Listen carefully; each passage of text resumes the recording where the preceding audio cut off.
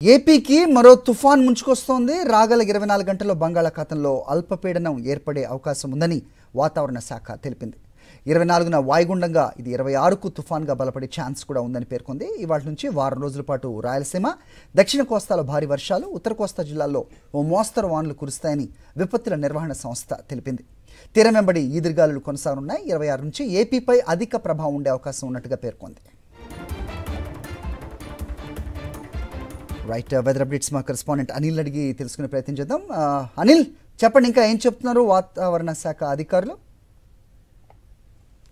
మరి రాగల 24 గంటల్లో బంగాళాఖాతంలో అల్పపీడనం ఏర్పడే సూచనలు స్పష్టంగా కనిపిస్తున్నాయి. ఇది క్రమంగా 24వ తేదీకి వాయుగుండంగా బలపడి 26వ తేదీ నాటికి తుఫానుగా పరిణమించేటువంటి అవకాశం ఉందని వాతావరణ నిపుణులు అంచనా వేస్తున్నారు.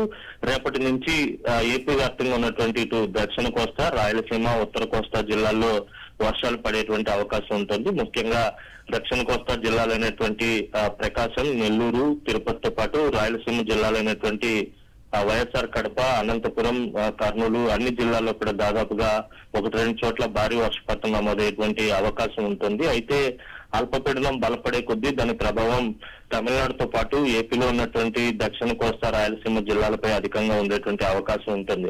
అల్పపీడనం వాయుగుండంగా బలపడిన తర్వాత పశ్చిమ వాయువ్య దిశగా పయనించి ఏపీ తీరం వైపుకు వస్తూ తుఫానుగా బలపడేటువంటి సూచనలు కూడా స్పష్టంగా కనిపిస్తున్నాయి. అయితే ఆ పంట చేతికి వచ్చేటువంటి సమయం కావడంతో రైతన్నలు కూడా ఒకంత ఆందోళనకు గురయ్యేటువంటి అవకాశం ఉంటుంది. ఎందుకంటే వర్షాలు, గాలుల తీవ్రత కూడా ఉండబోతుంది. తీరం వెంబడి ఇప్పటికే 30 నుంచి 40 కిలోమీటర్ల వేగంతో అక్కడక్కడ గాలులు ఉండేటువంటి అవకాశం ఉంటుంది.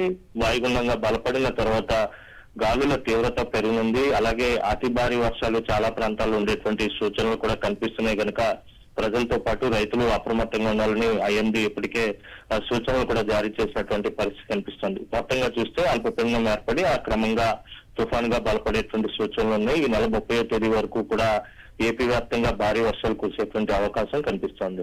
రైట్, అంటే మనం మొన్నగాక నెలకు చూసాం మనం మోంతా తుఫాన్, దాని తాలూకు ఇంపాక్ట్, అలాగే రైతులు ఏ రకంగా నష్టపోయారో కూడా మనకు కనిపించింది. మళ్ళీ ఈ తుఫాన్ అనేసరికి మరి ఈ రైతులకి, అంటే వ్యవసాయదారులకు కానీ లేకపోతే మత్స్యకారులకు కానీ ప్రత్యేకంగా ఏదైనా హెచ్చరికలు కానీ ఏదైనా జారీ చేసిందా వాతావరణ శాఖ? అంటే ఏం చెప్తారని?